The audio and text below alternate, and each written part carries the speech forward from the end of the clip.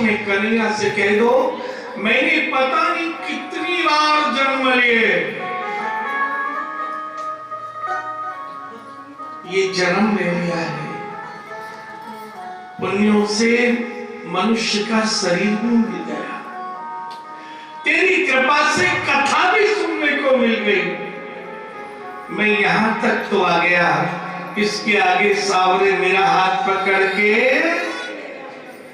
जैसे मृग को उस अंधकार के कुएं में, मुझे भी उसी प्रकार से माया ने पकड़ रखा है, कभी काया का प्रेम, कभी परिवार का प्रेम, कभी धर्म का प्रेम, कभी संतान का प्रेम। हे गोविंद, जैसे एक कन्या को उसके माता पिता घर बार से छुड़ाकर उसका प्रेमी अपने यहाँ ले जाता है, ऐसे ही अपना प्रेमी जानकर हमें भी प्यारे लेक्चर कथा का सबसे बड़ा प्रश्न करते हैं, परमात्मा हमें कब पकड़ते हैं, कब छोड़ देते हैं, हमें कैसे पता लगे प्रभु ने हमें पकड़ा हुआ है या छोड़ दिया है, और यदि छोड़ दिया है तो पुनः कैसे हमारा हाथ पकड़े। श्रीमद् भागवत की सबसे बड़ी कथा। फिर प्रश्न पर ध्यान, भगवान कब पकड़ते हैं, कब छोड़ देते हैं, हमें कैसे पता लगे प्रभु ने हमें पकड़ा हुआ है या छोड़ा हुआ है, और यदि पता लग जाए उन्होंने छोड़ा हुआ है तो हमें पुनः कैसे पकड़े, कथामृत में वर्णन करते हैं। भगवान श्री कृष्ण 11 वर्ष 1 महीने 22 दिन बाद मथुरा लौट कर आए। मथुरा में कंस को मारा और पिता वसुदेव जी गुरु गृह में लेकर आए। शांतिपन गुरु की पाठशाला में विद्याध्ययन करने लगे। सखा साथ में रहने वाला मित्र बनी ब्राह्मण पुत्र सुदामा।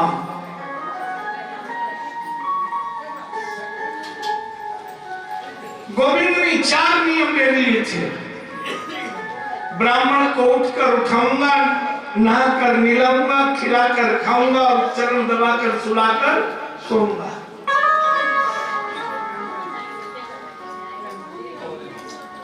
सुदामा विचार करते, मैं ब्राह्मण कोई परिचय नहीं, फिर भी मेरी इतनी सेवा। गुरुजी जो पाठ पढ़ाते थे उस पाठ को एक दिन पहले ही रात को चरण दबाते दबाते कृष्ण पढ़ाते थे सुदामा को। सुदामा विचार करते, ये तो पढ़े लिखे फिर भी पढ़ने आए, ओहो मेरे कोई भाग्य की श्रेष्ठता है कि मुझे इनका साथ मिला है, ये पढ़े पढ़ाए मुझे पढ़ा रहे हैं। दूसरे दिन कई दिन निकल गए, प्रेम बढ़ रहा। आज रात में सुदामा को कृष्ण पढ़ा रहे थे, पर सुदामा इसी सोच में कि लाला मेरी इतनी सेवा भी कर रहे हैं, पढ़ा भी रहे हैं, आखिर क्यों, क्या मिलेगा, मेरे पास तो कुछ है नहीं जो मैं इस कृष्ण को कुछ दे पाऊं। रात को नींद नहीं आया, रात भर सोचते रहे कृष्ण मेरे साथ अपने हिस्से का भी खिलाते हैं। सुबह पाठशाला शुरू हुई, गुरुजी पढ़ाने लगे, पर आज मन नहीं लगा, पढ़ी। दूसरी रात भी यही दशा, कृष्ण पढ़ा रहे पर नहीं पढ़े, आखिर मेरी इतनी सेवा क्यों। तीसरा दिन था, गुरुजी पढ़ा रहे थे, सुदामा जी रात भर जगे हुए थे, नींद आई, नींद में खर्राटा आया, गुरुजी ने सुन लिया और देख लिया। सुदामा सो रहे हो? जी गुरुजी। रात को ठीक समय पर सोए थे, समय पर उठे हो, फिर नींद क्यों? बताओ मैं क्या पढ़ा रहा था? सुदामा बोले मैंने नहीं पढ़ा। मैंने कल क्या पढ़ाया था बताओ? मैं कल भी नहीं पढ़ा। जानते हो आश्रम में नहीं पढ़ने वाले विद्यार्थी को दंड मिलता है। जी बोले आश्रम में काष्ठ समाप्त होने वाला है, जाओ कल जंगल जाकर लकड़ियां काट कर लाना।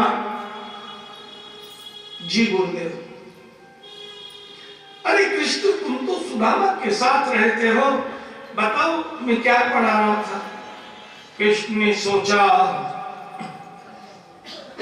जो ब्राह्मण 2 दिन 2 रात से केवल मेरे विषय में ही सोच रहा हो, जो मेरे चिंतन में डूबा है, वो लकड़ियां काटेगा? नहीं, उसकी लकड़ियां तो मैं काटूंगा। कन्हैया बोले गुरुजी मैं नहीं पढ़ा। बोले कल क्या पढ़ाया था? बोले नहीं पढ़ा। सुदामा जी बोले जो पढ़ा लिखा है वो भी झूठ बोल रहा है, लगता है मेरी मित्रता के कारण गुरुजी से कैसे चुकाऊंगा मैं इस मित्र का ऋण? मेरे लिए लकड़ियां काटेंगे, राजकुमार नहीं। दंड भी मिल गया। नहीं पढ़े तो तुमको भी यही दंड मिलेगा, लकड़ियां काटने जाना होगा। जी गुरु। रात को फिर सुदामा को पढ़ा रहे। सुदामा जी ने पूछा लाला आपने झूठ क्यों बोला? आप तो पढ़े लिखे हो, गुरुजी को बता देते। कन्हैया बोले मित्र तो वही होता है जो दुख में सुख में सदैव साथ में रहे। मित्रक दुख रज मेरु समाना। मिट्टी के कण बराबर भी मित्र का दुख हो, उसे पर्वत के समान मान ले, वो है मित्र।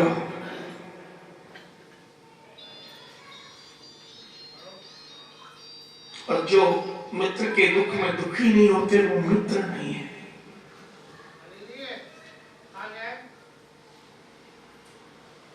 इधर कृष्ण सुबह उठे, सुदामा जी सो रहे थे कि रात भर विचार कर रहे थे कल कृष्ण लकड़ी काटेंगे। सुबह आ गई नींद, कन्हैया उठे और जंगल में लकड़ी काटता हूं, मैं जाकर 2 गड्ढे बनाऊंगा, एक अपना भी और एक सुदामा का भी। इतने में गुरु माता आई कि बच्चे जाएंगे जंगल में लकड़ी काटेंगे, परिश्रम होगा, प्यास भूख लगेगी तो चने दे आऊं। सुदामा जी सो रहे हैं।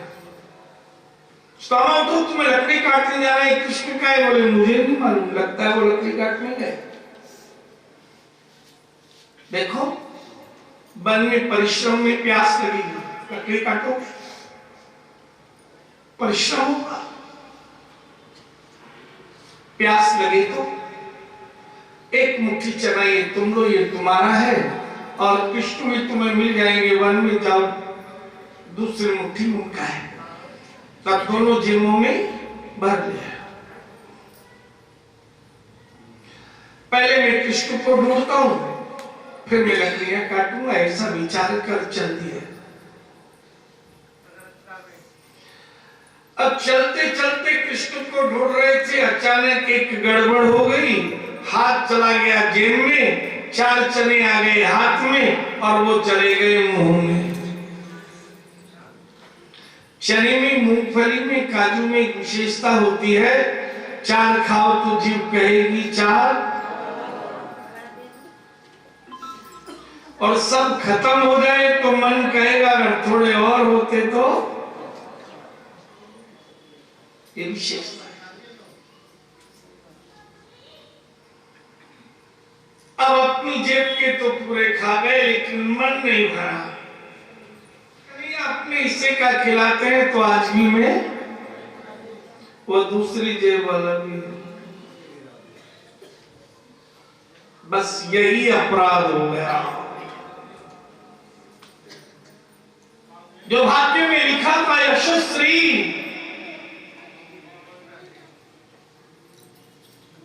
वैभव युक्त भाग्य था, ऐश्वर्य युक्त था, धनवान, और वहां लिख गया छाया श्री अति दरिद्री। पलट गया।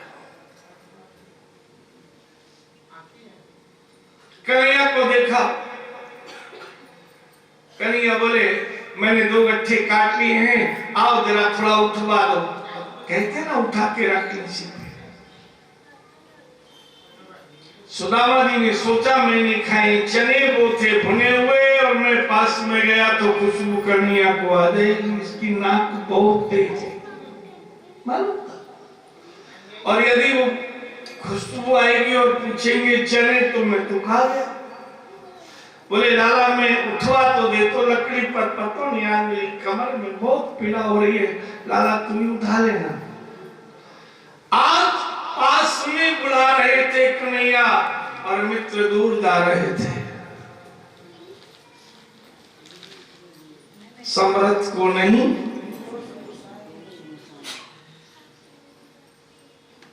लकड़ी के गट्ठे पे गट्ठा रख लिया। आकाश में बादल देख रहे थे, इतना कपटी मित्र, और उसका भार भी कृष्ण उठा रहे हैं। बादलों के आंसू रुके नहीं, मूसलाधार बारिश होने लगी। कपटी मित्र का भार उठा। गुरु माता ने कहा गुरुजी से रास्ते में पगडंडी देखकर गांव में चलते हैं और पानी भर जाए और नहीं पता चले और कहीं गलत रास्ता पकड़ ले तो पता नहीं कहां के। लेकिन अब दिल्ली में भी यही है, गलती से धोला हुआ चले जाओ और रास्ता भूल जाओ।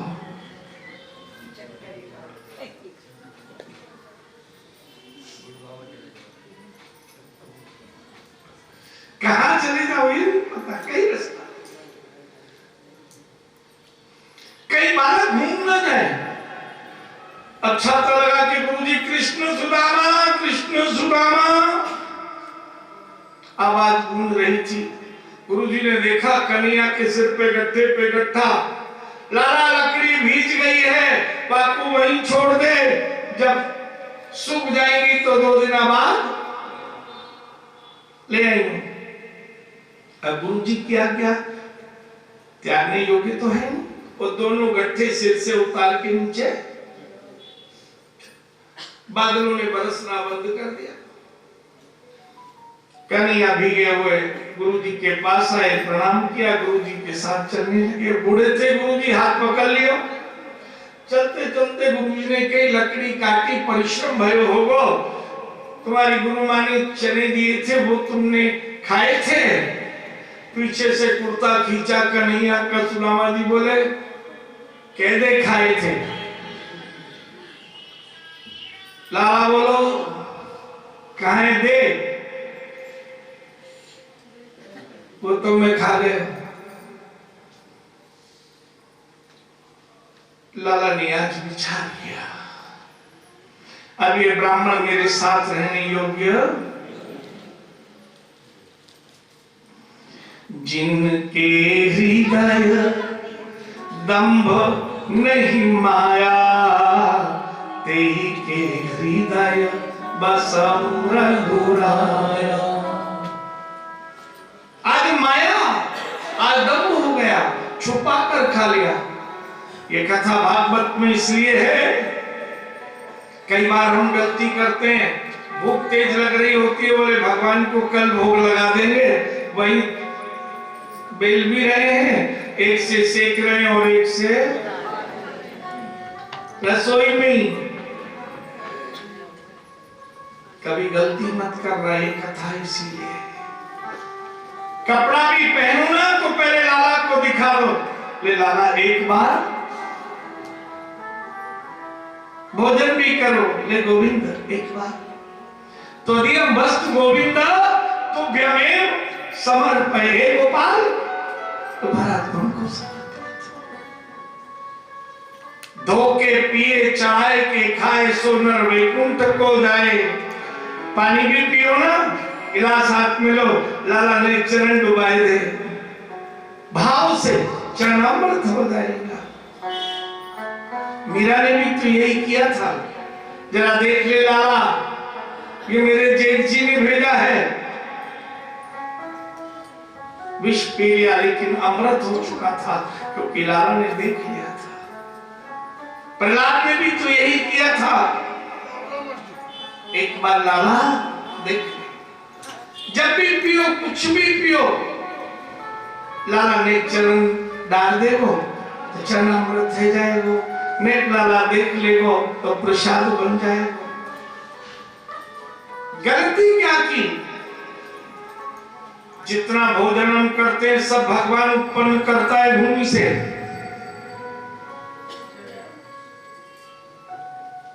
रिमोट से टीवी तो चलता है पर भूमि नहीं चलती कि रिमोट दबाया हो। वो परमात्मा की कृपा से चलता है।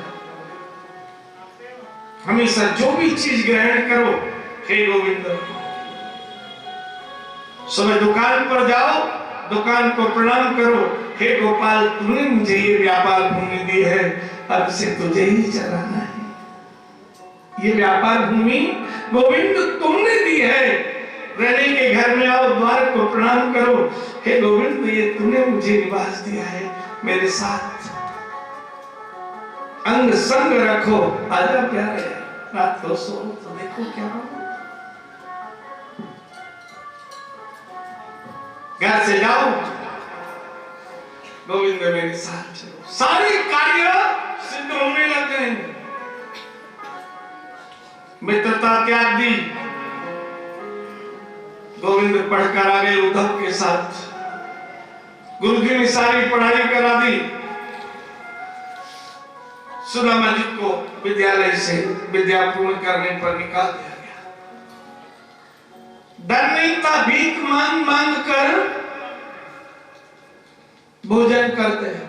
एक गरीब ब्राह्मण की कन्या थी सुशीला, उस कन्या का विवाह भी हो गया, चलो दोनों जने भीख मांग के जीवन निकाल लेंगे। धीरे धीरे 2 बच्चे भी हो गए। एक दिन भीख मांगने गए पर भिक्षा नहीं मिली। शाम को आए, बच्चे बोले पिताजी क्या लाए? बहुत भूखे हैं। बोले अभी मिलेगा। पत्नी के पास गए, बोले कुछ नहीं है, हम बड़े तो भूखे रह गए पर ये तो छोटे बच्चे हैं, इनकी भूख नहीं देखी जाती। पत्नी ने एक घड़े में केवल पानी भरा, उसको ढक दिया, थोड़ा खुला रखा और नीचे से आग लगा दी। बोले अभी भोजन बन रहा है। था कुछ नहीं अंदर घड़े में, केवल पानी। पति को कहा आपका कोई मित्र, कोई भक्त, कोई परिचित, उसके पास चले जाओ, बच्चों के लिए कुछ मांग कर ले आओ।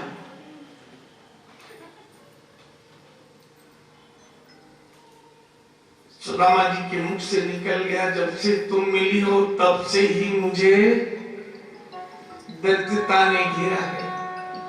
तुम्हारे पहले तो द्वारकाधीश मेरे मित्र थे, उठकर उठाते, हाथों से मिलाते, हाथ से खिलाते, चरण दबाते और सुलाते। कोई कमी नहीं थी मेरे घर में भी। पत्नी सुशीला बोली मैं आई तब तो मैंने देखा नहीं आपका घर में कुछ भी। एक टूटा तवा, फूटी लोटी और टूटी चटाई घर में थी। जब मैं आई, मैं आपको कहती नहीं कि कहीं से ले आओ, कह दो समाजुर तो भरी पेट, न चाहती हो दही दूध मिठाई। 2 समय पेट भर के मिल जाता, दूध दही भले ही न मिले, मिठाई न मिले। और आप कहते हो मेरे मित्र द्वारकाधीश से, इसीलिए कह रही हूं जो जनती नहीं तू हरि से, तो काहे को द्वारिका पहल पठौती। या घर से कबहू न गयो पिया, टूटो तबो और फूटी कठौती।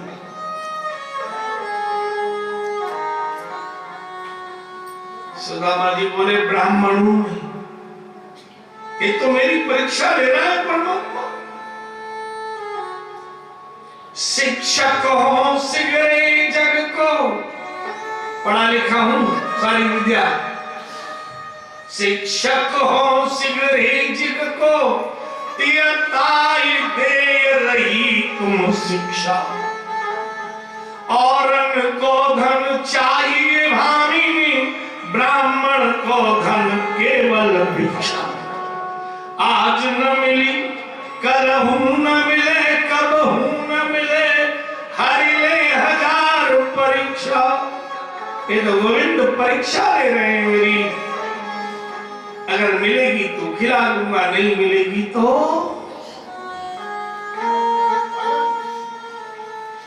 अब सुदामा जी तो सो गए, बच्चे भूख में बिलख रहे, हाथ जोड़े सुशीला ने द्वारकाधीश का ध्यान किया। हे द्वारकाधीश, ये तो आएंगे नहीं, कृपा करके आप इनको स्वयं बुलाओ। सोते में आया सपना, द्वारकाधीश ने, अरे सुदामा आए नहीं इतने दिन से, आओ ना, मैं तुम्हारी प्रतीक्षा कर रहा हूं, कल सुबह उठते ही आ जाना। सुदामा जी की नींद खुली, देखा तो पत्नी हाथ जोड़ के ध्यान कर रही है। अरे क्या कह रही हो तुम हाथ जोड़ के, किससे बात कर रही हो? मेरे को अभी अभी सपने में कन्हैया ने कहा है, बुलाया है, मैं द्वारका जाऊंगा। पत्नी बोली जरूर जाओ। अरे वो राजा है, तुम पढ़े लिखे हो, मंत्री बना लेंगे, नहीं तो संतरी तो बना ही लेंगे, योग्य हो। सुदामा जी बोले जाऊं तो, लेकिन वहां जाकर क्या मुंह दिखाऊंगा?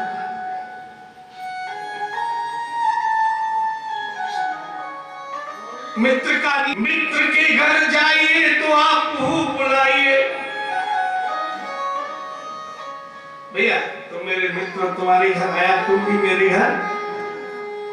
मित्र की रीत यही, मित्र के घर जाइए तो आप बुलाइए, और मित्र के घर जाइए तो आप जिवाइए। अगर मित्र के घर भोजन कर लो तो भैया मेरे घर भी आए तो, पर मेरे घर तो मुझे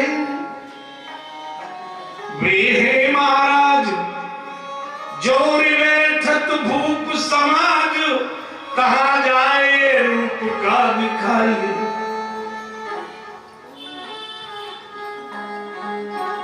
फटी धोती, सिलती नुकती, पैर भी कोई पालतू का नहीं, फूटी लोटी, टूटी सोटी, क्या? सुशीला नियम है, खाली हाथ जाऊंगा तो खाली हाथ। हम किसी मित्र के रोज जाएं, शुरू में जाएंगे तो आपको पूरी मिलेगी, 2-4 बार गए तो फिर रोटी।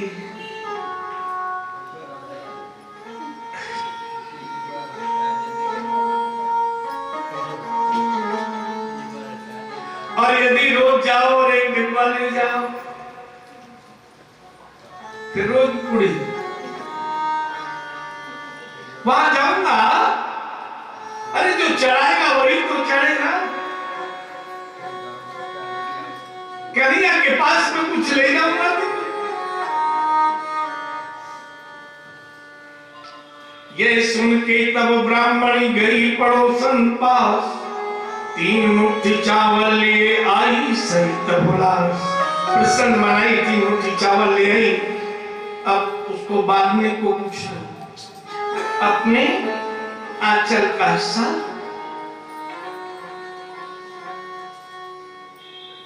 एक पत्री रख दी। और अनके तो कृष्ण जी मास दो एकादशी होए, मित्र सुदामा के घर नित्य निर्जला, नित्य निर्जला एकादशी होती है। पति को कहकर दिया इसको खाना मत, मांगते खाते चले जाना और इसे कृष्ण को ही देना, तो खोलेंगे तो पत्र मिल जाएगा। सुदामा जी चल दिए। अब पहले दिन मित्र से मिलने की प्रसन्नता थी तो किसी से मांगा ही नहीं, चलते गए। द्वारका किधर, बोले इधर जाओ, इधर इधर। रात्रि में योग माया से कहा मेरे द्वार पर सुला दो, मेरे मित्र हैं। सोकर उठे, सोने की नगरी, क्या मैं नींद में ही चलता रहा? मन में विचार किया, द्वारिका बोले यही है। बोले कृष्ण से मिलना है, बोले चाहे जिस द्वार में चले जाओ सब में कृष्ण है। अब एक द्वारपाल के पास गए, बोले भैया ये तो आपके महाराज है ना कृष्ण, हमारे बाल सखा है, हम एक साथ पढ़े हैं, एक बार हमें जाने दो, मिला दो ना। द्वारपाल ने देखा दशा, बूढ़े लग रहे थे क्योंकि दरिद्रता युवा अवस्था में ही बूढ़ा कर देती है और प्रसन्नता वृद्धावस्था में भी युवा बनाए रखती है। वो दरिद्रता के दुखी कृषिकाय ब्राह्मण लौटा दिया। द्वारपाल ने ये सामनीति समझाया पर नहीं मानी। विद्या 4 प्रकार की, साम दाम दंड और भेद, ये नीति है। दूसरे द्वार पर गए, द्वारपाल भैया हम ब्राह्मण भी हैं और कृष्ण के मित्र भी हैं, हमको जाने दो, जो मिलेगा उसे आधा आधा कर लेंगे। रिश्वत दान नीति। द्वारपाल बोला तुझे लग रहा है कि मेरे पास कोई कमी है? कन्हैया के द्वार को द्वारपाल हूं, ऐसो भी सोना है।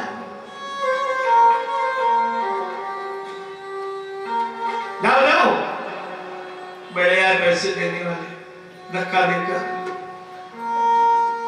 तीसरी ये दंड नीति। तीसरे द्वार पर गए और द्वारपाल से कहा ये मेरे मित्र हैं, मुझे मिलने जाने दो। वो बोला नहीं जाने दूंगा तो बोले मैं तुम्हारी शिकायत करूंगा, तुम्हारी नौकरी छुड़वा दूंगा। दंड नीति। उसने भी सुदामा जी को धक्का मारा, बढ़ाया, नौकरी से निकलवा, चल चल। अरे सुशीला मैं पहले ही कहता था मत भेज, जब आया भी हो तो। चौथी है भेद नीति।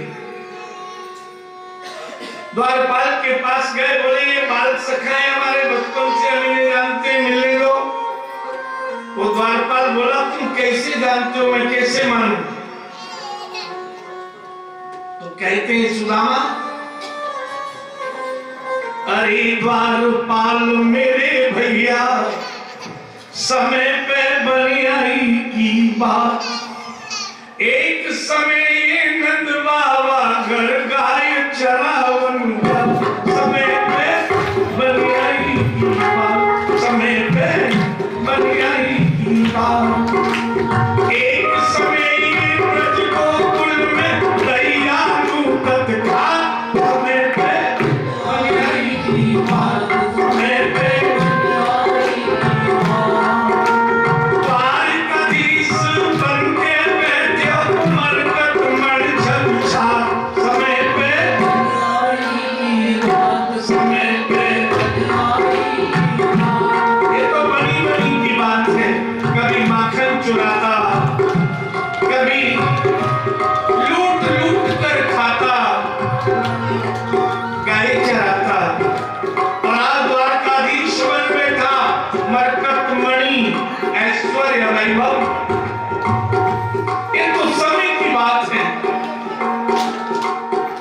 द्वारपाल ने सोची तो सब बातें जानता है ब्राह्मण, मेरे से कह रहा है आगे भी सबसे कहेगा हमारे महाराज की।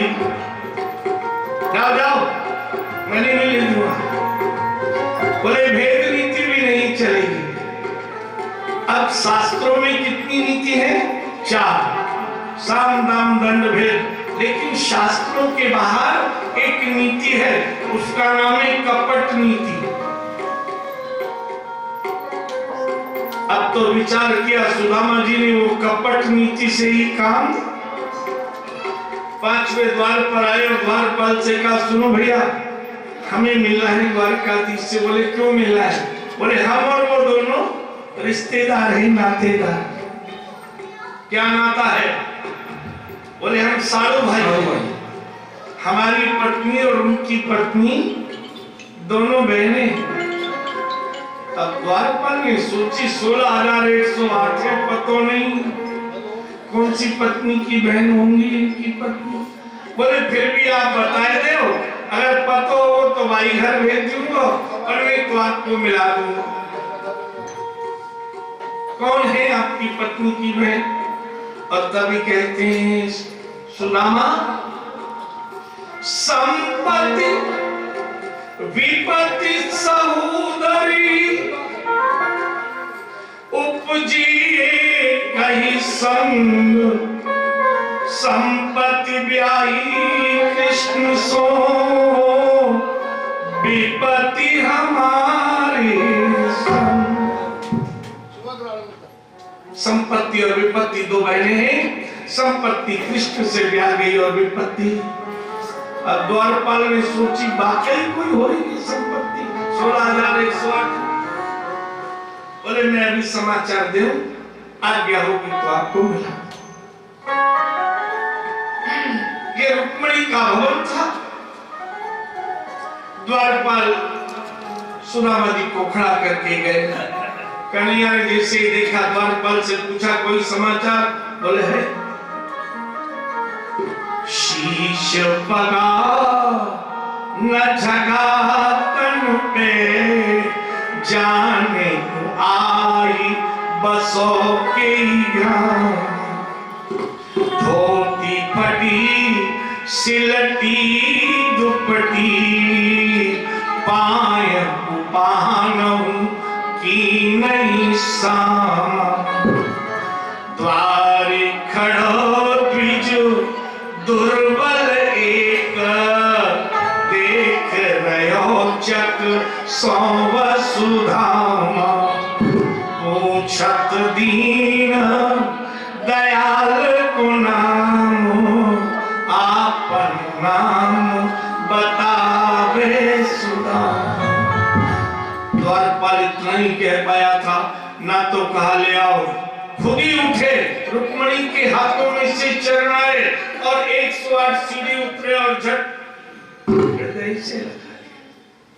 दशा देखी नेत्रों से जल। हाय महादुख पायो सखा तुम, आए तेन किते दिन खोए। भैया क्या तुम्हारी दशा है? तुम आए नहीं, कितने दिन बाद मिलने आए हो। ले आए, अपने स्थान पर बिठा दिया। रुक्मिणी जी ने चौकी पर सोने का थाल रखा। शरण धुलाने के लिए जल की झारी ले। सुदामा जी से लाला बोले चरण धरो। अब कभी अपने पांव देखे, कभी वो सोने को था। देखो पंडित जी, मैं तो तब भी धोता था और आज भी। ब्राह्मण के चरण धोने से क्या मिलता है? यत् फलम कपिलादानी कार्तिक्याम ज्येष्ठ पुष्करे, तत्फलम पांडव श्रेष्ठ विप्राणाम पाद शौचने। ब्राह्मण के चरण धोने को मिल जाए तो जितना पुण्य मिलता है कपिला गौ को दान करने का, वो पुण्य। सारे तीर्थों में निवास करने का वो पुण्य। पुष्कर तीर्थ में स्नान करने का पुण्य, कार्तिक के महीने में विष्णु की सेवा करने का पुण्य, जेठ मास में सूर्य तप का पुण्य। हे अर्जुन, केवल ब्राह्मण के चरण धोने से ये सब पुण्य। पंडित जी चरण धरो ना, जबरदस्ती चरण रखा है, बीमारी पड़ी हुई, रक्त लगा हुआ चरणों में, जल गिराने लगे और जब चरण धो रहे उन चरणों को देखकर रो पड़े। ऐसे बेहाल विवाहिंसु पग कंटक जाल लगे पुण्य जोए। कायरों ने जिनको विदीर्ण कर दिया था उन चरणों को देखा, रो पड़े। कन्हैया को रोते देखा तो सुदामा रो पड़े, और सुदामा कृष्ण को रोते देखा तो रुक्मिणी रो पड़े। जो जल गिर रहा था वो गिरना जल भूल गए जाने से, जल गिर नहीं रहा था, कृष्ण के दो नेत्रों से दो धार निकल पड़ी और ब्राह्मण के चरण धोने लगे। पानी परत को हाथ छूने, नैनन के जल सौंप धो। और जब दो धार गिर रही थी, रुक्मिणी जी ने देखा पात्र से तो धार नहीं गिर रही, नैनों का जल झटपट जी के चरण पकड़े और अपने आंचल से चरणामृत लिया ब्राह्मण का, 56 प्रकार का भोजन लेकर आ गई।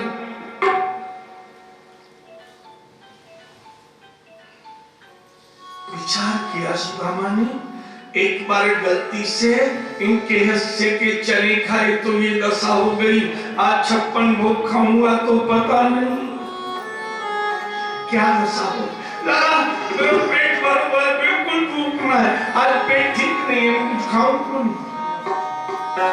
अब लाला तो जानते थे पंडित जी 4 दिन के भूखे हैं, और सच बात तो यह है 4 दिन से लाला ने भी भोजन नहीं किया। कन्हैया बोले 4 दिन के भूखे हो ब्राह्मण, ये बहुत अच्छा है, माखन बिल्कुल मुलायम खाओ। नहीं लाला नहीं,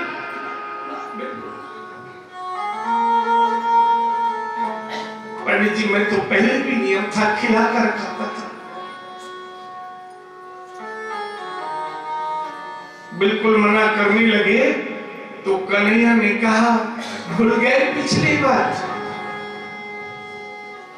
आगे चना गुरु मात दिए ते तुम खाए लिए नहीं दीने। गुरु माता ने जो चने दिए थे वो तुमने खा लिए मेरे हिस्से के, और आज मैं तुम्हें खिला रहा हूं तो नहीं खा रहे, खाओ ना।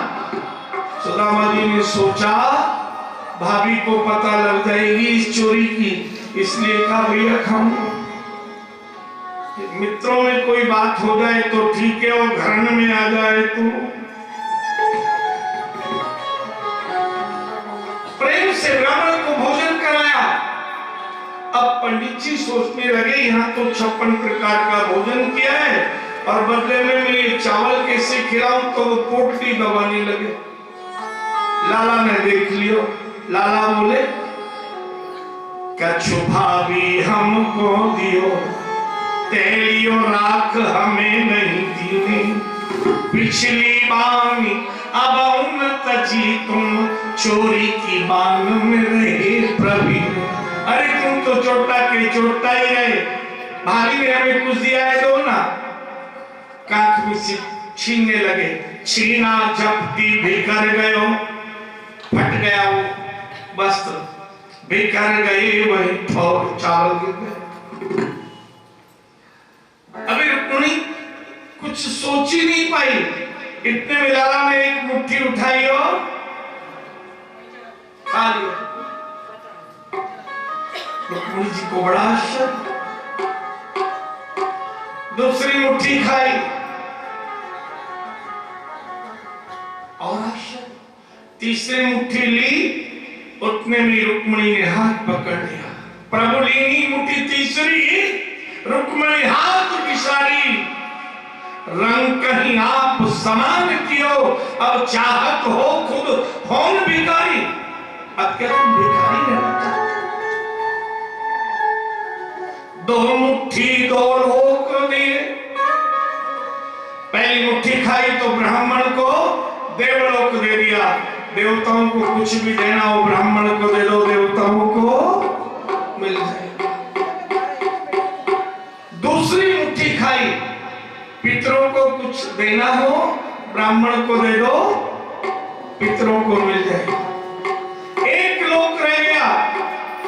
वैकुंठ बोले क्या करते हो, मेरे पास कुछ तो रहने दो। तीसरी मुट्ठी ले, ब्राह्मण को अपने जैसे वस्त्र पहना दिया, सुंदर सजा दिया। द्वारका दिखाते।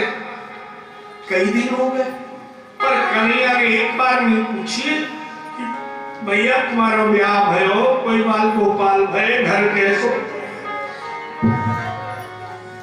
सुदामा जी ने सोची है तो कुछ पूछ ही नहीं रहे हो, अब अपनी ओर से कैसे कहूं। 3 मुट्ठी चावल का कर्ज और हो गया। अब पता नहीं कुछ देगो न देगो। फिर मन में आया एक जोड़ी जो कपड़े दिए ये तो वापस ना लेगो, मैं ऐसा ही चलो जाऊंगा, गले को कंठा बेच के जमीन खरीद लूंगा, हाथ को बाजूबंद बेच के मकान बना लूंगा,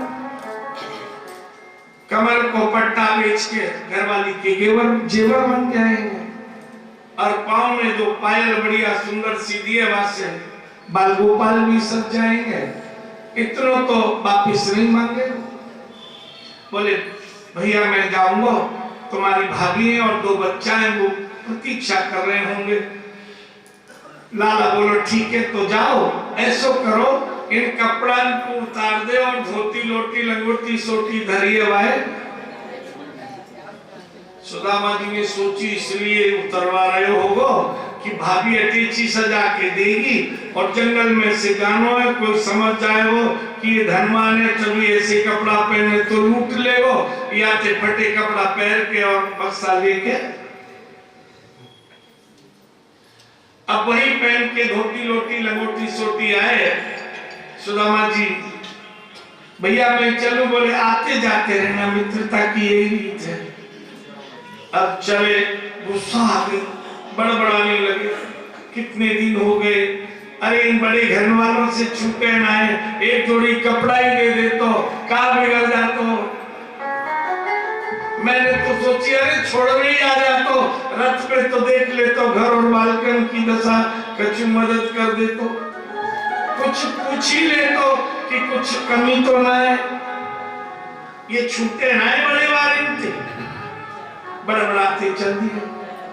रात में सोए, योग माया से का द्वार पे सुला दो। ये पीपल कर रहे भीख यही मांगता था, वहां झोपड़ी थी, ओ हो इतनी बड़ी हवेली, और तभी देखा झोपड़ी औंधी पड़ी हुई दूर।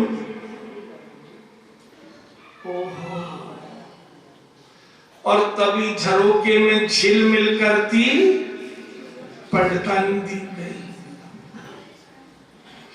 लगता है पंडितानी ने मेरे जाने के बाद कल सेठते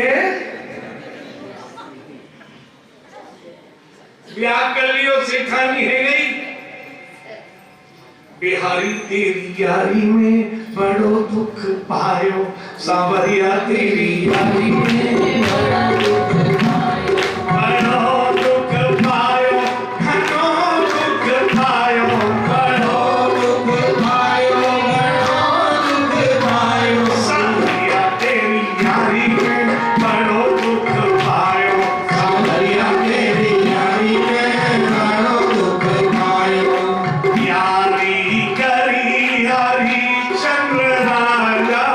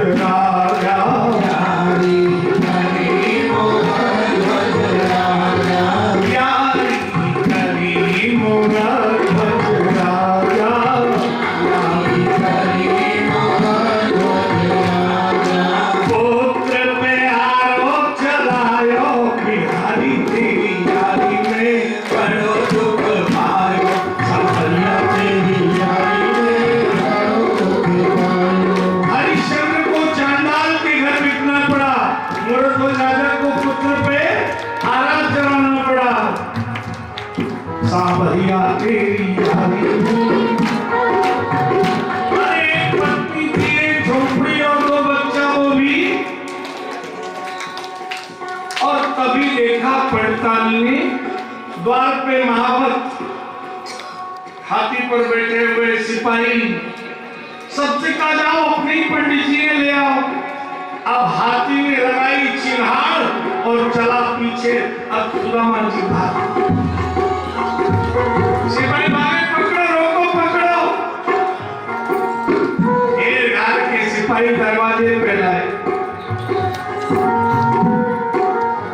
पंडितानी आई, प्रणाम कियो, बोले पंडित जी ने स्नान कर लो, घर प्रवेश कर लो। बोले पहले बताइए आया कहां से? बोले आप चले गए, हम भूखे सो रहे थे और तभी एक रथ में आपके मित्र आए, कृष्ण और रुक्मिणी। बोले पंडित जी ने हमें भेजा है, नया भवन बना के देना है, इस झोपड़ी को हम वहां रख देते हैं और ये भोजन बना के लाए हैं, प्रेम से पाओ। मैंने और मेरे दोनों बालकों ने पेट भर के भोजन किया और एक पात्र दिया, बोले रोज भोजन इसमें तैयार मिलेगा, कर लिया कर। तुम्हें तो इतना महल दे दिया, दास दासी घोड़े हाथी, और मुझे तो एक जोड़ी कपड़ा दिया, वो भी ना, मैं ना जाऊंगा इस घर में। पत्नी ने हाथ जोड़े, कन्हैया रुक्मिणी को ध्यान कियो, सावरिया तू अपना घर वापस ले ले, हमको ऐसा घर नहीं चाहिए जिसमें हम 2 हो जाएं, ऐसा घर दे कि संग रह सके। आंख से आंसू आ रहे हैं। उसी समय रुक्मिणी रमण भगवान प्रकट हो गए। बोलो रुक्मिणी रमण भगवान की जय। कहो सुदामा क्या कहते हो? देख भैया, सीधी सी बात है, तुमने इनको दिया, यही रहेंगे, मैं तो बिल्कुल ना जाऊंगा। प्रश्न इसी प्रकार से एक बार सुग्रीव जी ने हनुमान जी से पूछा। अभी अभी हनुमान जी आए हैं लंका जलाकर और चूड़ामणि श्री राम को दी है कि इतना बता दो, तुमने सारी लंका जलाई, विभीषण का घर क्यों नहीं जलाया?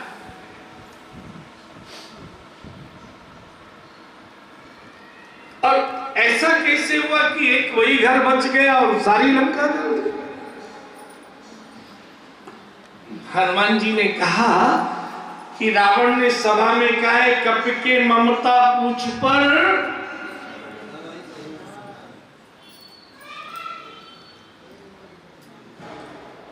उसमें आग लगा, पूछहीन बानर तह जाए तब अपने नाथ को। हनुमान जी बोले ठीक है। हनुमान जी ने इतनी लंबी पूछ करी कि पूरी लंका में हर घर के चारों तरफ रावण ने कहा सब अपने अपने घर से तेल घी कपड़ा लत्ता बांध के और आग लगा दो। अब सबने को तेल घी कपड़ा लत्ता केवल विभीषण जी ने नहीं रखा कुछ, क्योंकि भाई बन गए थे। जैसे ही सब आग लगाने लगे तो हनुमान जी ने पूछ को छोटा कर दिया। अब जिसका सामान था वो उसके घर पे रह गया। खुद के घर के कपड़े लत्तों से तेल घी से खुद का ही तुम लेकर आए थे मेरे पास, इसका फल ये मिलेगा कि तुम इसमें रहकर सुख पाओगे। अब न तुमने दिया ना मैंने तुमको दिया, जिन्होंने दिया उनको। बोले बिल्कुल नहीं जाऊंगा। तब तो कन्हैया, आप ये कथा सुनते हैं ना, हमारे घरों में माताएं दादी पोते को सुनाती हैं, चावल हाथ में लेती हैं, हे कन्हैया जैसे पहले करी वैसे किसी के संग मत करियो, और जैसे सुदामा जी के संग पाछे करी वैसे करियो लैला। इसका ये अर्थ नहीं। आप लोगों ने भी चावल लाए हैं कुछ लोग, और जो नहीं लाए केवल दक्षिणा रख लेना, और जो भागवत में चढ़ाना हो वो अपने हाथ में रख लो। एक भाई सब भाइयों से ले आएगा, एक बहन सब बहनों से, वहीं से प्रणाम कर लेना, क्योंकि स्थान छोटा है, सब एक साथ आते हैं। कल मैं देख रहा था बूढ़ी माताओं को कष्ट हो रहा। संकल्प होगा यहाँ पर, जिसने चावल चढ़ाए वो अपने चावल का ध्यान कर लेना, और जिससे जो भी दक्षिणा चढ़ानी हो हाथ में ले ले और भगवान को चावल अर्पण करें। फिर सुदामा ने जो मांगा है वही मांगे, और जो चावल हाथ में लिए बैठे अपने हाथ में रखे। गोत्र का नाम, अपना नाम, भागवत का फल इसी संकल्प में मिलेगा। आप भी 1-1 रुपया रखो भाई, घनश्याम भी रखो हाथ में। हरि ओम मातिथे विष्णु सथा वरुण चित्रम विष्णुरेव च योगस्य वरुणं विष्णु सर्वं विष्णुमयं जगत् विष्णोर विष्णुः श्रीमद्भगवतो महापुरुषस्य विष्णोराज्ञया प्रवर्तमानस्य श्री ब्रह्मणो निद्वितीय अपराधे श्री शुक्लार्ह कल्पे वसुंधरे अष्टाविंशे नमे युगे कलियुगे प्रथम चरणे भारतवर्षे भूश्लोके भरतखण्डे आर्यावर्ते देशान्तरे इंद्रप्रस्थ क्षेत्रे वैशाली नगरे दिल्ली महानगर अरावली खंड स्थिते हे कन्हैया नगरस्थस्य श्रेणी धर्मशाला स्थान मध्ये तस्य श्रीमद् भागवत ज्ञान यज्ञ सप्ताह श्रवण पुण्य फल प्राप्ति क्रमः सप्तदेहे काम क्रोध लोभ मोह राग द्वेष ईर्ष्या समाप्त्यर्थम भगवत प्राप्ति निमित्तकम श्रवण फल पुण्येन सुदामा कृष्ण चरित्र कथायां श्रवण पुण्य फल प्राप्तये आद्योपांत भागवत पुण्य फल प्राप्ति कामना सिद्ध्यर्थम नन्नाम संवत्सरे संवत 2000 सालिवान साकस्य 1944 सूर्यः दक्षिणायने हेमंत ऋतौ मासोक्तमे मार्गशीर्ष मासे शुभे शुक्ले पक्षे प्रतिपदायां गुरुर्वासरे गोत्रः नाम सभी लोग बोले सपरिवारस्य सकुटुंबस्य पितृतृप्ति स्वभक्ति संतान समृद्धि स्थिर ऐश्वर्य विद्या बल ज्ञान बल कर्म बल भक्ति बल प्राप्त मानुषिक जन्म पुण्येन भगवत प्राप्त्यर्थे कथामृतै यथा द्रव्यम अन्येनाहं दातुम करिष्ये। सभी प्रेम से एक भजन के साथ साथ वहीं इकट्ठा कर ले। एक भाई सब भाइयों से ले आओ और एक बहन सभी बहनों से ले आओ, कोई उठेगा नहीं, बड़े प्रेम से भजन गाते हुए। तेरी मंद मंद मुस्किनिया पे बलिहार प्यारी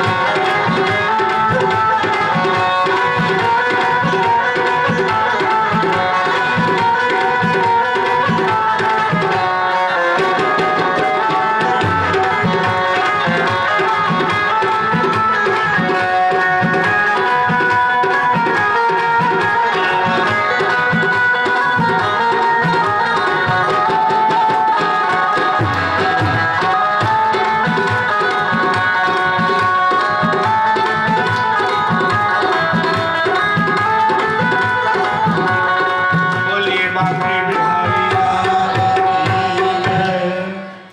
ओ लाला मैं न जाऊंगा, तूने मौकू नहीं दियो। लाला बोलियो पिछली बात बताऊं भाभी को, तू कैसो है? अब तो सोची चोरी की बात की पता चल जाएगी। बोले अगर तू चाहे तो मेरी एक शर्त है, तो मैं यहां में रहूंगा। आप लोगों ने भी दान किया है, जो सुदामा जी ने मांगा वही मांगना। सुदामा जी ने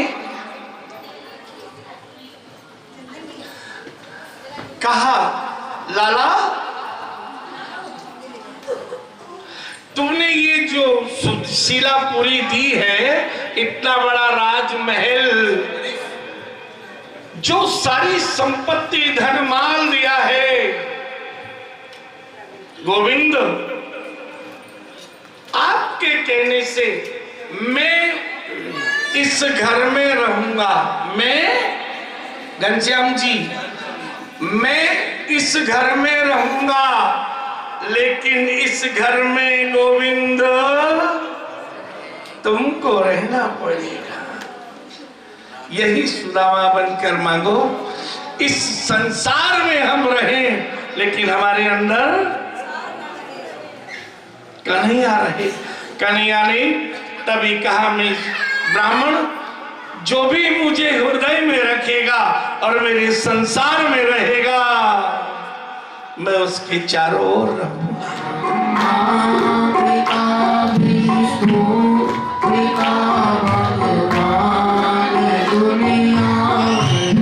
पिता ब्रह्मा, पिता विष्णु, पिता भगवान, दुनिया में पिता ब्रह्मा, पिता विष्णु, पिता भगवान, दुनिया में पिता जैसा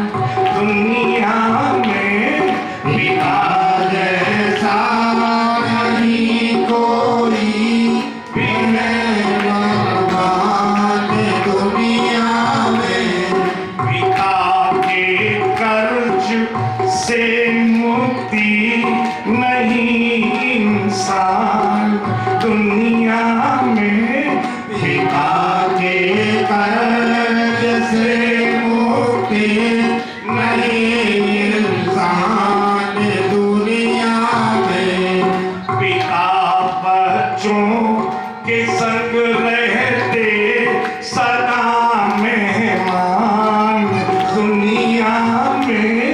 पिता बच्चों के संग रहते सदा मेहमान दुनिया में। पिता जैसा नहीं कोई भी मेहरबान दुनिया में। पिता जैसा नहीं कोई भी मेहरबान दुनिया में। पिता को दुख जो देते हैं वो है शैतान दुनिया में। पिता को दुख जो देते हैं वो है शैतान दुनिया में। बने रहते सदा जग में वो हैवान दुनिया में। बने रहते सदा जग में वो हैवान दुनिया में। पिता ब्रह्मा पिता विष्णु पिता भगवान दुनिया में। पिता ब्रह्मा पिता विष्णु पिता भगवान दुनिया में। पिता का करते हैं बच्चे यदि अपमान दुनिया में। पिता का करते हैं बच्चे यदि अपमान दुनिया में। अपने बच्चों से रहते हैं सदा परेशान दुनिया में। अपने बच्चों से रहते हैं सदा परेशान दुनिया में। पिता ब्रह्मा पिता विष्णु पिता भगवान दुनिया में। पिता ब्रह्मा पिता विष्णु पिता भगवान दुनिया में। पिता जैसा नहीं कोई भी मेहरबान दुनिया में। पिता जैसा नहीं कोई भी मेहरबान दुनिया में। बोलो पिताजी महाराज की जय। अपने पितरों को प्रणाम करें। हमारी इस शरीर को जो हमें माता पिता से मिला है, इस शरीर से हमने श्रीमद् भागवत कथा को निरंतर 8 दिन तक सुना है।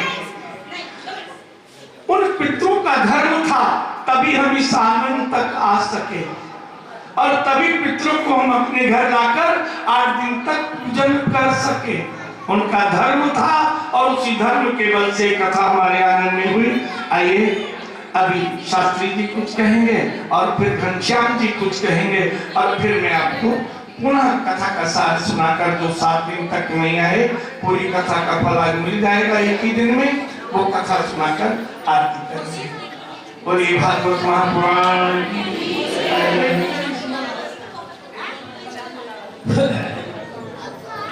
गंगा तरंग रमणीय जटाकलापम गौरी निरंतर विभूषित वाम भागम नारायण प्रियमलंगमलापहारम वाराणसी पुरपतिं भज विश्वनाथम। गुरुर्ब्रह्मा गुरुर्विष्णु गुरुर्देवो महेश्वरः गुरुर्साक्षात् परब्रह्म तस्मै श्री गुरुवे नमः। श्री राम जय जय राम। श्री राम जय जय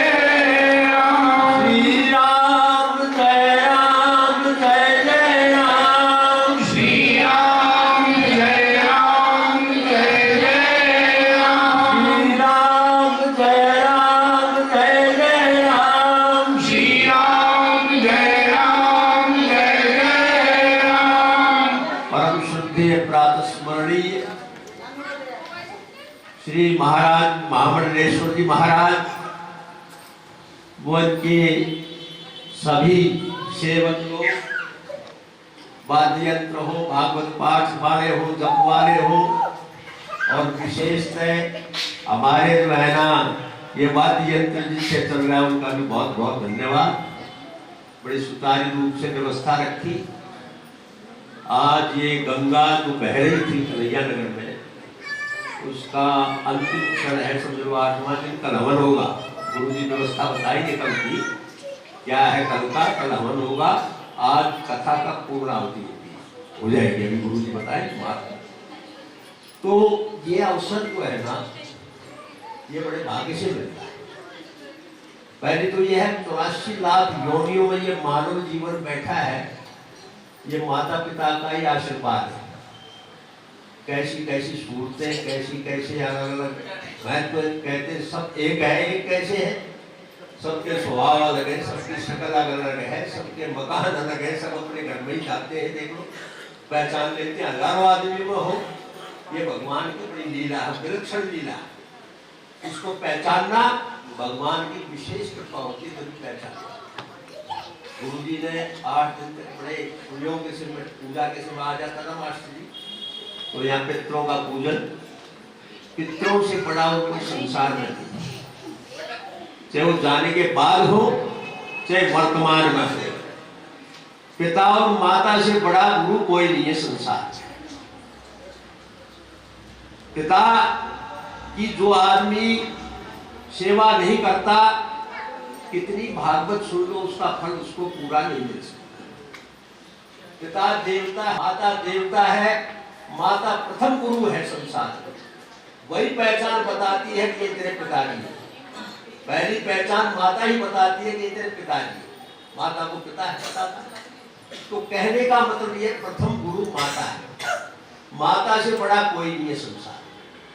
अब मैं कहूँ सैनिक परिवार में घनश्याम कई साल हो गए उनके पेड़े खाते हुए, तो कहने का मतलब ये माता पिता की बड़ी सेवा है। माता बड़ी संतुष्ट, आज फोटो में देख रहे हैं, और ये ब्राह्मणों के भी भक्त हैं, दोनों तीनों भाई बड़े भक्त। तो कहने का मतलब इस परिवार में हम तो ये कहते हैं हृदय से खूब गंगा बहती रहे। हमारा सभी का आशीर्वाद है, सारे संत लोगों का आशीर्वाद है, सारे के संत भी महाराज गुरु जी की बड़ी कृपा है जो पधारते हैं निश्चल रूप से, निष्कपट रूप से, निर्लोभ रूप से पधारते हैं। आशीर्वाद पूरा है परिवार के।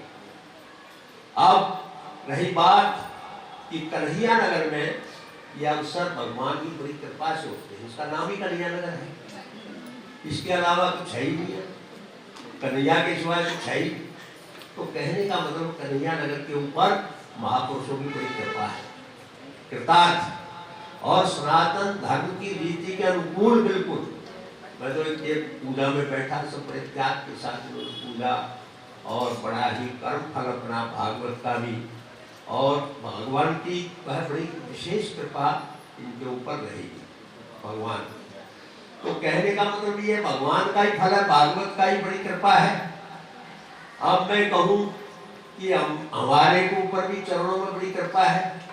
हालांकि मेरी घरेलू बात है, मेरा 50-52 साल पहले सगाई हुई। सगाई में मैं धोती पहनता हूँ, कुर्ता, यही वेशभूषा मेरी 13 साल से। स्कूल में ही पढ़ाया, इसी वेशभूषा में पढ़ाया, और 13 साल में मेरे पिताजी इस वेशभूषा से खुश होते थे। तो मैंने सोचा यार इस वेशभूषा को क्या बदलेगा, जब पिता ही खुश नहीं हुए हमारे तो हमारा जीवन बेकार है। तो 13 साल की उम्र से इस वेशभूषा में रहता हूँ। स्कूल में भी पढ़ाया रामकृष्ण में, इसी वेशभूषा में रहता था। सगाई हो गई, ये बच्चों की माँ बैठी है यहाँ पर, ये इसकी सहेली कहने लगी वो तो धोती भी रखता है चोटी भी रखता है, धोती भी पहनता है चोटी भी रखता है। मेरे पास खबर आ गई जैसे तैसे, माँ भी चोटी का और धोती के ऊपर तो इतराज होगा, ये तो बड़ा मुश्किल, शादी होगी तो ये धोती भी कटवाएगी, चोटी भी कटवाएगी और धोती भी कटवाएगी। बड़ा समस्या। पहली परीक्षा में फेल। हमारे गुरु जी थे जगतगुरु शंकराचार्य कृष्णदास, उनके पास मैंने बात गई बोले राजेंद्र क्या कहा तुमने? ये खबर आई वहां से, तो क्या खबर भेजी? मैंने खबर भेजी अभी कच्चे चावल है, कोई पेंट वाला ढूंढ देना, धोती कुर्ते के साथ मत करना। फिर उनकी खबर आई, जैसे तोता खबर जाता है, फिर खबर आई, बोले कि तो सहेलियों ने हंसी करी थी, मेरा तो कोई धोती चोटी से एतबार मतलब विरोध नहीं है। तो आज धर्मपत्नी की वजह से मेरी चोटी भी सुरक्षित है, मेरी धोती भी सुरक्षित है। एक धर्मपत्नी है जो के सतयुग भी ला सकती है, कलयुग भी ला सकती है। इनके साथ धर्म जुड़ा हुआ है, इनके साथ धर्म जुड़ा हुआ है। यह आदमी को यदि कान पकड़ के ठीक रास्ते पे जाना चाहे तो जा सकती है। इनका नाम धर्मपत्नी है। अगर धर्म बिगड़ गया तो सारा संसार बिगड़ जाएगा। तो मैं तो बहुत धन्यवाद, मेरी दो बेटी भी आ रही है, जो कहीं पापा क्या कह रहे हैं, पर भाई धर्मपत्नी का ही बड़ा रोल है जीवन में। घर को यदि स्वर्ग बनाना है तो इनका सम्मान करो, इनके कहने पर चलो। लड़ती है, बोले आप तो पूछते नहीं, मैं पूछूं क्या, बता पूछे क्या पूछे। तो कहने का मतलब है धर्मपत्नी, जहाँ धर्म की गंगा बहेगी माँ सुख शांति इन अवसरों का लाभ मिल सकता है। और नहीं तो प्रसाद लेकर चले जाओ, खा लो। धर्म कब बचता है? जब अपने रसोई को शुद्ध रखो, खान पान ठीक रखो। रसोई अन्नपूर्णा देवी है। आज क्या है, लाखों रुपए की बरकत नहीं है, कहते हैं घर में यार इतना लाखों रुपए आता, बरकत ही नहीं है। पहले हमारे बाप दादा बगैर पैसे के जिए और बड़े आनंद के साथ जिए, कोई कमी नहीं आई। परंतु आज भावना दूषित हो गई है, खान पान दूषित हो गई है। घरों में चप्पल चले हो गया, गऊ की रोटी गऊ ग्रास नहीं निकलता। गऊ में कन्हैया नगर में देख लो धक्के खाती फिर रही है। मुसलमान ही दुश्मन नहीं है, हिंदू भी जो है ना बड़ा पतित हो चुका है। गऊ को खोल देता है, गऊ में मारती है, सिंह मारती है, बहुत से बोलते लोगों की हत्या हो जाती है। मेरा एक साथी था, उसको 6 लाख रुपए में हड्डी टूट गई यशोनगर में। तो कहने का मतलब है आज हमें अपने धर्म की और ठीक धर्मपत्नी की आवश्यकता है, जो हमें रास्ते पर लाए। और हम तो भाई यही कहते हैं भाई देवियों, तुम अपने घर को स्वर्ग बनाओ, तुम माता पिता की सेवा करो। माता पिता की सेवा में चारों पदार्थ मिल जाएंगे, कोई कमी नहीं रहेगी। माता पिता आजकल क्या है, भारतवर्ष में बुढ़े हो गए, हरिद्वार छोड़े आए, वृद्धाश्रम बन गए। अरे भारत भूमि है, गंगा ना बहती है ना, ऐसे ऐसे पाप कर्म करोगे तो कोई सुखी नहीं रह सकता। तो हमें तो यही है, महाराज श्री के चरणों में हम बार बार निवेदन करते हैं। और भाई मांगे छोटे प्रसाद के स्थान पर है। अच्छा एक बार यहाँ आओ भाई, प्रकाश जी आओ पधारो। तो दोनों भाइयों को मैं तो कहता हूँ भाई, आज भागवत जी को दंडवत प्रणाम करो और सारे कन्हैया नगर के समाज को नमस्कार करो। आपके यहाँ दंडवत प्रणाम करिए, भागवत प्रणाम को गुरु जी का आशीर्वाद दीजिए। बहुत बहुत धर्म की भाई प्रसाद की आवाज जाए, धर्म की अधर्म का प्राणियों में विश्व का सनातन धर्म की गंगे मैया की श्रीमद् भागवत महापुराण की। भाई हमारा घर तो भागवत पुराण नहीं बचाया ना, तब तक तलाक हो लेता धोती। तो इसकी बड़ी कृपा है, बार बार मैं प्रणाम करता हूँ भागवत जी को।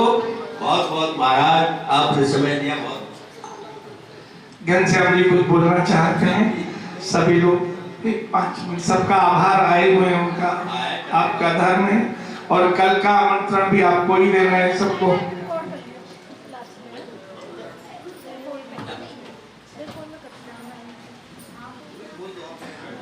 आपको ही देना है आमंत्रण, तो आप ही दो।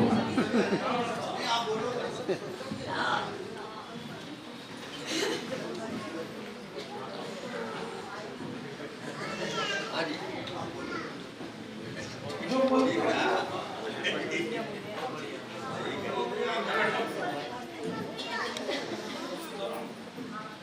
22 वर्ष पूर्व 2002 में पहली भागवत इस परिवार में हुई थी पीतमपुरा में, और उसमें इतनी कृपा थी। 2 समय कथा होती थी, 10 घंटे, और सारे 33 करोड़ देवता वहां मानो आए हुए थे, घुटने घुटने तक पानी में बैठकर।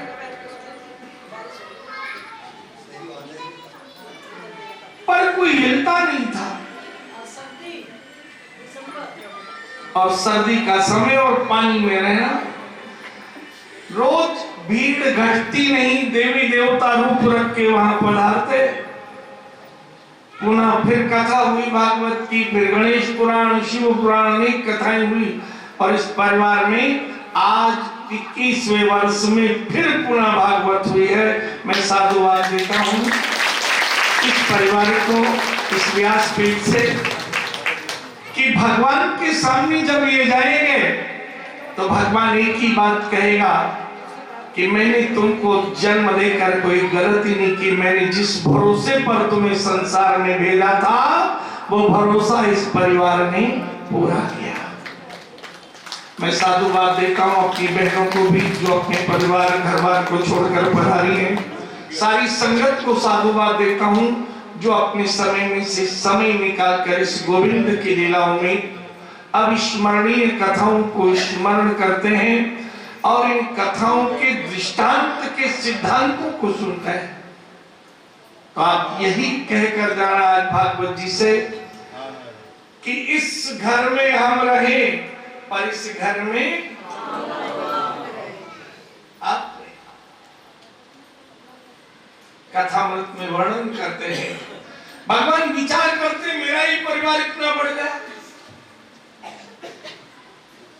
अपने ही परिवार को संवरण देना। बहुत सारे ऋषि मुनि आए हुए थे, समुद्र द्वारिका में गोविंद रहते थे, तो समुद्र के तट पर ऋषि मुनि तप करते थे। च्यवन, गादी, वशिष्ठ, अंगिरा, ब्रह्म, विश्वामित्र, अनेक ऋषि मुनि, मेधा, पुखा, बड़े बड़े ऋषि। एक दिन भगवान की इच्छा से भगवान के बहुत सारे पुत्र, सांब, भानु, चारु, गदा, अनिरुद्ध, बहुत सारे बालक खेल रहे थे।